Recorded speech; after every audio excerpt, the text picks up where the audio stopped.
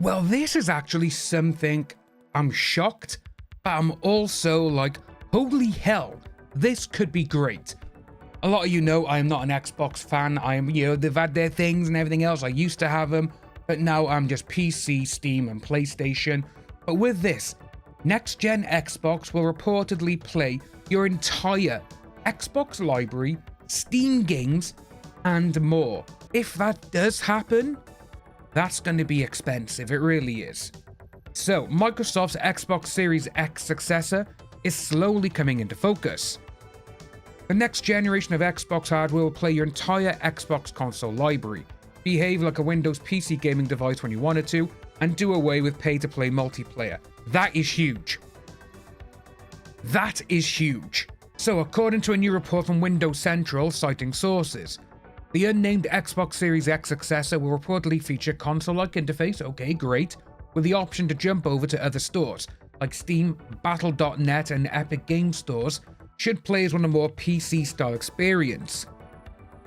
Straight going through my mind is that this is going to be like $800 or $900 from the outset, even for this, like the base model. So those details on the next gen of Xbox probably won't be a surprise to fans who have been closely watching statements from executives like Phil Spencer and Sarah Bond, or who have played with our ROG Xbox Ally, Microsoft and Asus's new handheld gaming computer. Yeah, we talked about this the other day when Phil Spencer was going on about certain aspects of he wants to make game creators and the developers, matter and all this kind of stuff.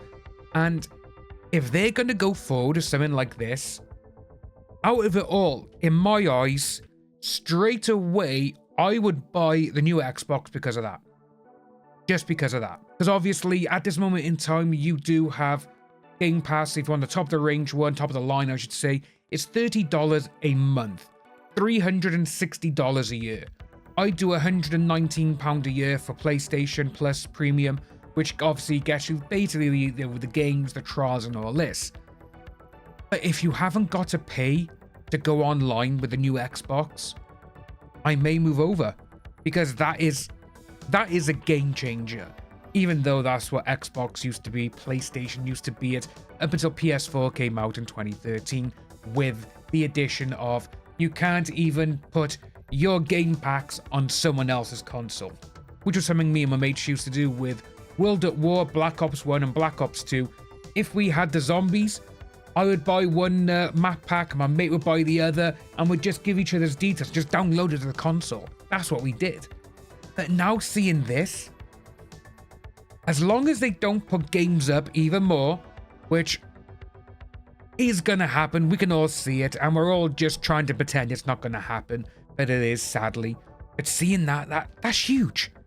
So, in fact, Windows Central reports say that the ROG Xbox Ally and its Xbox full-screen experience is essentially what the next Xbox will look like. That's huge. Microsoft has roughly outlined some of those details already. Bond has said that next-generation Xbox consoles would run on Windows and would not be locked to a single store. This is all about building you a gaming platform that's always with you, so you can play the games you want across devices anywhere you want. Thing is though, would you have to buy the game twice? Because that is one of the issues that will lose, like Battle.net, Epic Games Store and all this. They would lose millions, probably billions, over a couple of years. We'll talk about that after. Right, so this is all about building you a gaming platform that's always with you. You can play the games across devices you want, delivering you an Xbox experience, not locked to a single store or tied to one device. That's what Bond said in June as part of an announcement with AMD, which will provide chips for the next-gen Xbox. Bond added that the Xbox team was working closely with the Windows team to ensure that Windows is the #1 platform for gaming. Prior to that, Steam integration for a next-gen Xbox seemingly leaked back in March. Bond, who's the president of Xbox, recently described the next gen of Xbox as going to be very premium, very high-end curated experience, and that we're starting to see some of the thinking that we have in this handheld, referring to the ROG, which I would love to try this out, but I'm not going to spend that money on that just to try it. The description of a very premium, very high-end curated experience certainly implies that next-gen Xbox hardware would be expensive. Yeah, like we were saying. Again, that's not a surprise given the high price for the ROG Xbox Ally X and the increasingly high price of Xbox Series X and S hardware. Yeah, with them putting the money up for them, it's almost like they're trying to do like a test run. That's what it seems to be. But I really don't know what to make of this. I really don't. It could be good, it could be great, actually, to be honest with you. But it paints a picture of next-gen Xbox being closer to a PC with console-like approachability. Expectations are that the next Xbox will be more expensive than the next PlayStation, as Microsoft tries to find a sweet spot between traditional console and high-end PC gaming. Yeah, so with high-end PC gaming, it can get expensive. It can get really expensive. I bought my PC, my new one, I should say, in 2022, around July, August, and that cost me just under £3,000, which is insane. But it's my workhorse, it does everything, it does all my computer graphics, it literally does all my editing, everything is fine. But if I gotta buy something else just to go on the Xbox and it can't go on this one here, that's gonna be the thing, see? It literally is. If it's gonna be expensive, we are going to see, like I said, Epic Games Store, Battle.net, and all these other places lose out a ton of money, especially if you can play the one game across all platforms. It's a bit like basically me having Call of Duty. I bought it for the PlayStation, but I can play it on the next-gen Xbox and the next-gen PC or whatever it is, all with the one game. And that's only one game that I've bought once, not 3 times. Yeah, I don't think that's going to work well. Not with them anyway, unless they start literally charging £100 to £200 a game. It's like, oh, well, you can pay $150 to $200, but with that you get the codes to go on Xbox, PC, or keep it on your PlayStation. That's what I can see that doing. A bit like how you've got, at the moment on PlayStation, you've got the cross-gen bundle. You can play Black Ops 6 on PS4 or PS5, and that is like 70 quid, $70. If they do that, it's going to be a lot more expensive. It really is.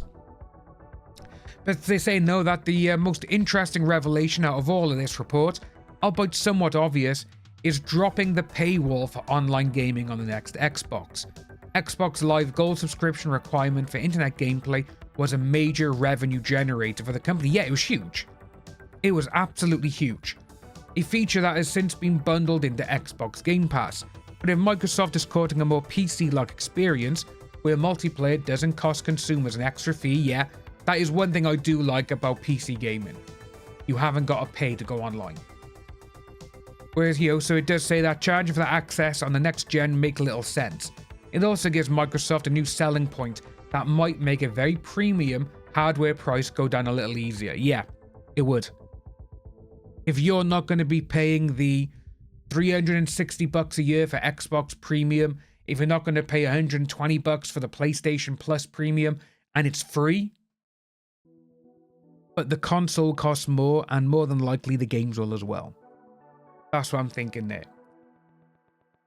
But it could be good. It could be good. So Microsoft says in its process of ramping up its next-gen Xbox, she recently told Variety, "We have our next-gen hardware in development. We've been looking at prototyping and designing. We are always listening to what players and creators want. When there is demand for innovation, we're going to build it." Could be good. It really could. But again, it's the price. That price point could dampen it. Be like, oh, I'm not going to pay $800-900 for the new Xbox.